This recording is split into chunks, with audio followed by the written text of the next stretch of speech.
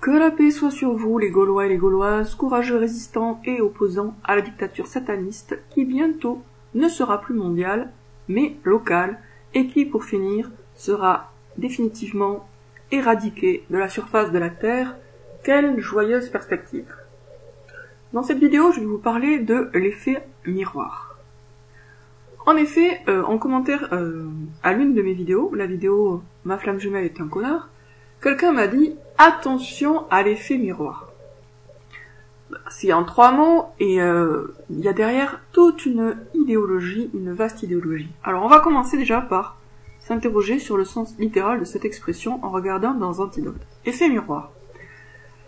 Exemple. Les verres anti-reflets évitent l'effet miroir bien visible sur les photos. C'est-à-dire que quand un verre n'est pas anti-reflet, des verres de lunettes, il peut y avoir un effet miroir, c'est-à-dire que le verre devient réfléchissant. Alors, cet effet miroir, qu'est-ce que c'est exactement? C'est l'idée que quand on regarde quelque chose, on pourrait en fait, au lieu de voir réellement cette chose, se voir soi-même. Alors, si on va partir de ce qui se passe dans la réalité concrète et matérielle.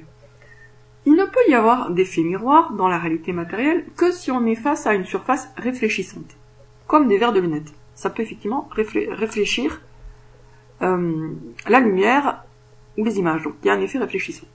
Vous êtes face à un miroir, il y a forcément un effet miroir. Vous êtes face à des verres de lunettes, il peut y avoir un effet miroir. Donc il faut une surface réfléchissante.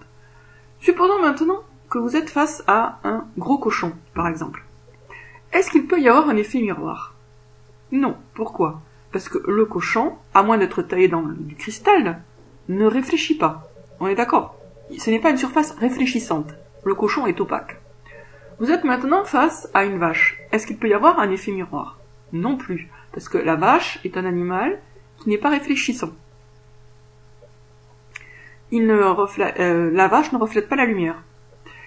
Pareil, si vous êtes face à une maison, sauf si y a de grandes portes-fenêtres vitrées, et là il peut y avoir un effet miroir, et il se peut que vous voyez vous-même en regardant la maison. Si vous regardez juste dans la... Mais enfin, si vous avez une vision un peu panoramique, vous voyez quand même bien la maison. Vous n'êtes pas en train de croire que c'est vous, alors qu'en fait c'est la maison. Vous êtes capable de faire la différence entre les deux. Donc l'effet miroir au sens littéral, dans la réalité, eh bien il n'a lieu que face à des surfaces réfléchissantes. On est d'accord. Donc, soit des miroirs, soit des verres propres qui donc peuvent faire un peu le même effet qu'un miroir. Bon. Alors maintenant, au sens figuré, l'effet miroir, ça serait donc l'idée que, là par exemple, en parlant de ma flamme jumelle, je crois le décrire, lui, alors qu'en réalité je me décris moi-même. Je le vois comme un connard, alors qu'en fait je suis une grosse connasse. C'est ça l'idée. Je le vois comme un pervers narcissique, alors qu'en fait c'est moi qui suis une perverse narcissique. Je le vois comme quelqu'un de menaçant, d'agressif, de traître, alors qu'en fait c'est moi qui suis menaçante, agressive et traîtresse. Voilà. Donc c'est ça l'idée de l'effet miroir, c'est qu'on croit voir quelque chose dans le monde extérieur, alors qu'en fait on se voit soi-même.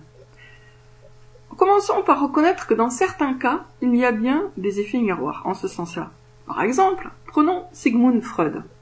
Sigmund Freud, quand il nous explique que toute l'humanité souffre d'un complexe d'Oedipe, que toute l'humanité, que tous les hommes rêvent de baiser leur mère et de trucider leur père, eh bien Freud, là, clairement, il y a un effet miroir, parce que c'est ses propres désirs, envies, pulsions, qu'il attribue au reste des gens. Donc il y a bien un effet miroir, en ce sens qu'il prétend, il croit.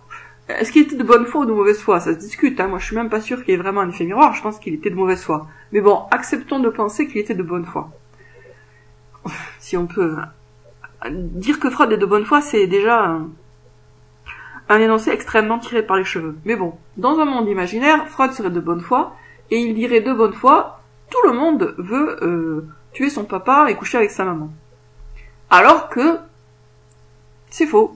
C'est juste lui. Enfin, il y en a d'autres peut-être, mais je veux dire, la majorité c'est pas... Non. Lui, oui.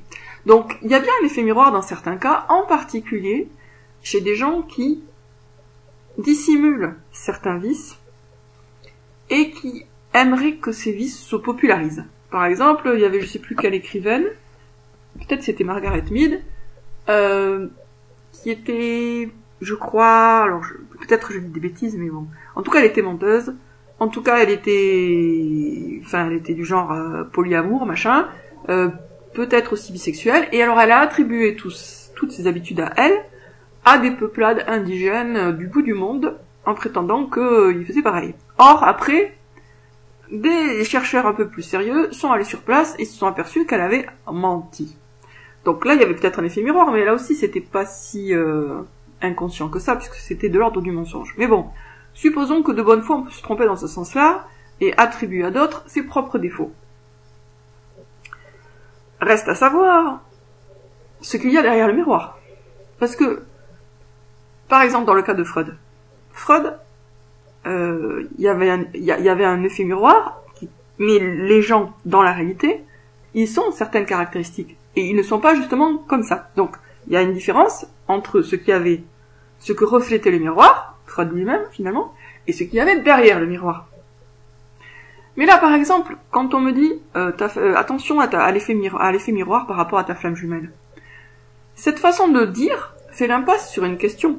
C'est, est-ce que ma flamme jumelle est objectivement comme je la vois, ou pas? Évacuons le miroir, enlevant le miroir. Lui, derrière le miroir, il est comment? Si je le vois tel qu'il est-ce qu'on peut parler d'effet miroir? Non. Même si moi-même, je suis une connasse manipulatrice. Vous comprenez? C'est-à-dire que il y a la question du vrai et du faux.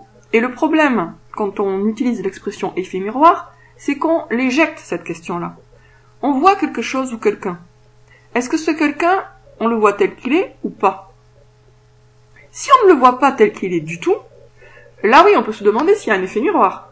Mais la première question à résoudre, ou le premier problème à résoudre, c'est est-ce que je le vois tel qu'il est ou pas? C'est-à-dire la question de la véridicité. Est-ce que c'est vrai ou pas?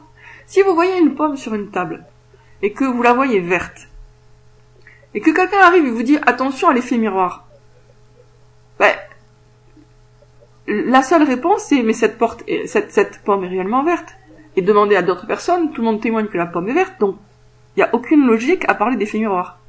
Donc la question, avant de se demander s'il y a effet miroir ou pas, c'est de savoir si ce qu'on dit est vrai ou pas. Pourquoi, avec Freud, on sait qu'il y a un effet miroir? Parce que, on sait qu'il ment, que c'est faux ce qu'il dit, et ensuite, parce qu'on a des informations sur sa biographie qui permettent de comprendre qu'effectivement, il a cherché à attribuer aux autres ses propres vices. Mais, on ne peut penser qu'il a attribué aux autres ses propres vices que parce qu'on sait que la plupart des gens ne sont pas tels qu'il est décrit.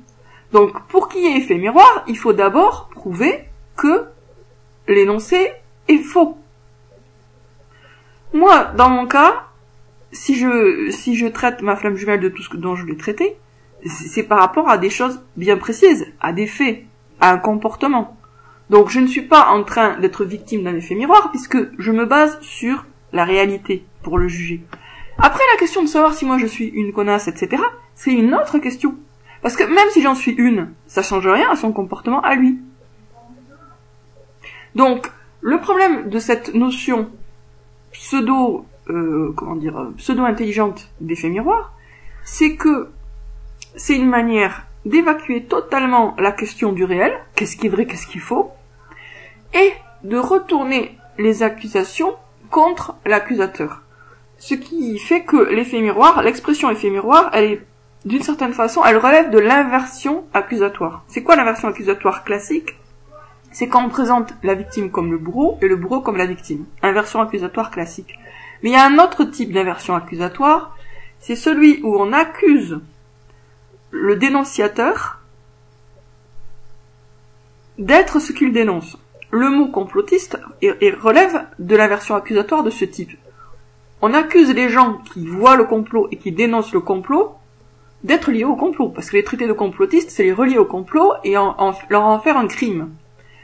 De la même façon, il y en a qui, par exemple, qui m'ont dit, quand j'ai dit que Sigmund Freud était un tueur en série, il y en a qui m'ont dit, si tu penses que Sigmund Freud est un tueur en série, ça veut dire que toi, tu es une tueuse en série. Donc, c'est une inversion accusatoire, mais pas, c'est pas parce qu'il y a un switch entre les rôles de victime et de bourreau, mais parce que la personne qui dénonce le crime est accusée du crime. Et pourquoi?